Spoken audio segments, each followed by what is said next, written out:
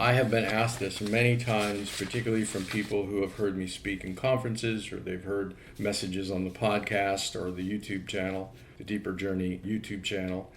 How do you prepare your messages? And so I will start with this one, since you started with the last one. Yeah. All right. I'll start with a story. This is a true story. Years ago, I was in a room with a group of Christian leaders. We all were speakers. And we were with an older minister. He was in his late 60s. He was married, happily married guy. And I say that because of what's coming. So one of the people in the group asked him, "How do you prepare your messages?" And so the older minister said, "Well, I prepare my messages all the time. When I wake up in the morning and I'm lying in bed, I prepare a message. When I'm in bed before I go to sleep, I'm preparing a message. When I'm driving in my car, I'm preparing a message. When I'm sitting alone and I have my Bible open and I'm praying, I'm preparing a message. Basically, whenever I'm not thinking about sex." And he paused. And the whole room, it was all men in the room. A bunch of brothers, and we erupted with laughter. It was so funny. And of course, one of us finished the sentence, "Whenever I'm not thinking about sex, I'm preparing a message." And of course, he was referring to his wife. I'm not going to say I would have to agree with that, but pretty close, that I am constantly observing, paying attention, listening, and learning from the Lord through many different means. Yes. All right. I told you the story of how I came up with a message, "One Wrong Turn." Yes. Which is on my blog. It's in written form, but I may expand it and turn it into a spoken message one day. But Tim and I were sitting in this very room. We had recorded episodes for the Insurgents podcast. We went out to dinner. We left the restaurant, and I showed you exactly where I took the wrong turn, and it landed us in the concrete jungle of the Orlando airport. We couldn't get out of it. We burned up 15 minutes.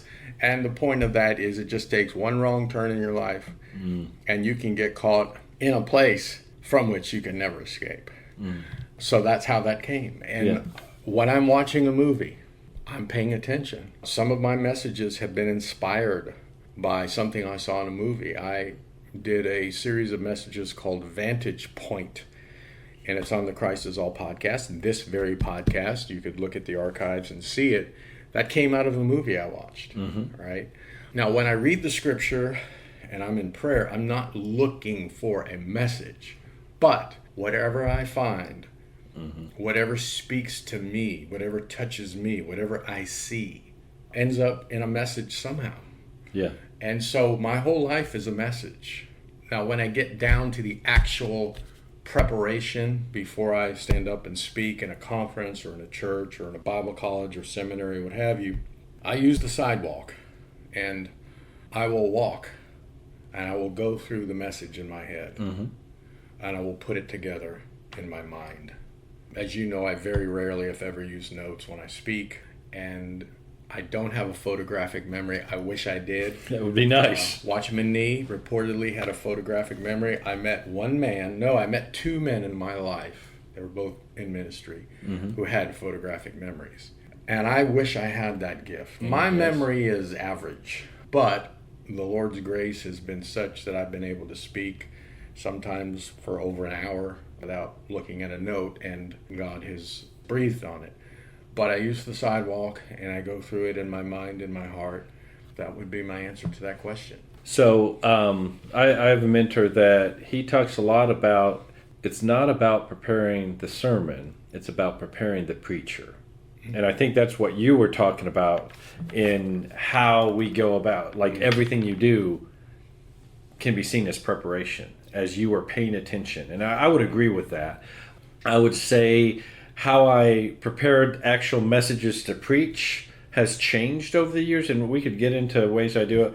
I do use notes. I actually manuscript everything out because before I was, before I began preaching, I was writing. I was a creative writing major before I switched and flip-flopped after my call to ministry, and after I understood my call to ministry.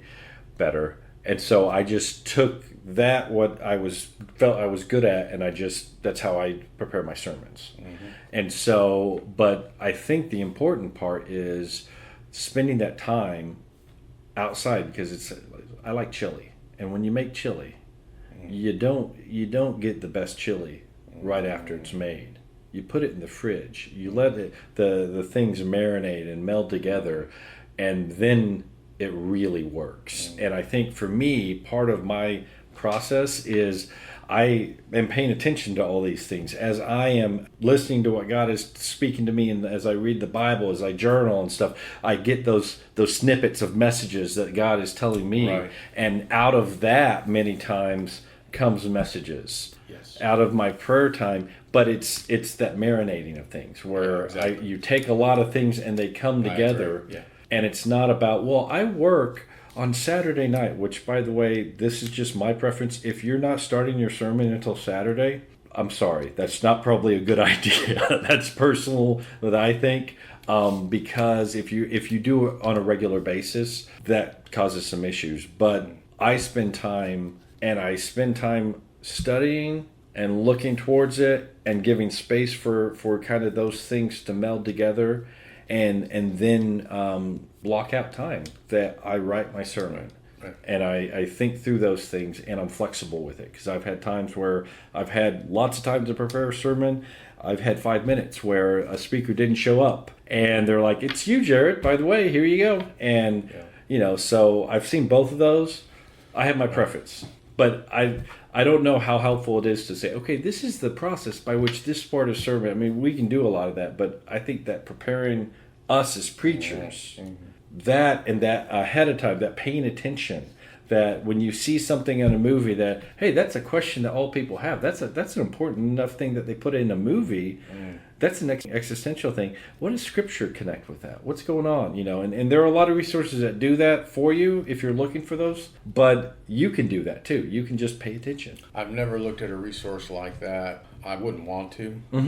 It's more important for me for it to be organic, and it often is. Oh, yeah. And some of these messages come out in articles on the blog on Thursday.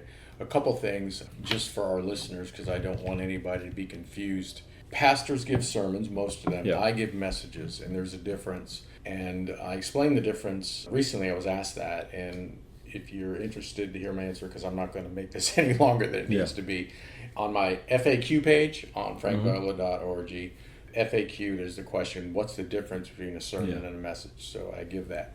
The other thing is, I will sometimes write out the basic idea of the message, but I won't bring it with me and read off of it. There's some people who can give a talk with notes in front of them, and I have done it before, and there's some people who do that really well. But for me, I have always found that tossing out my notes and just speaking extemporaneously after my heart is prepared, my mind is prepared, is always better and more powerful for me.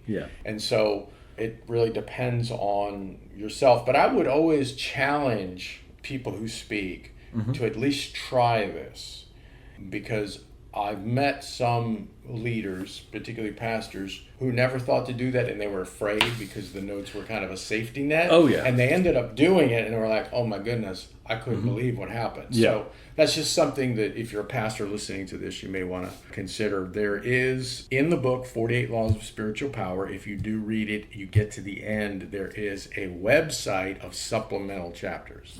And one of them is called Toss Out Your Notes. It's just my practice, and I tell you how you can do it, an easy way to do it. So I think we've covered that pretty well from many different angles, how we prepare messages. And what I gather from everything you had said is when you're not thinking about sex, Jared, you're preparing a message.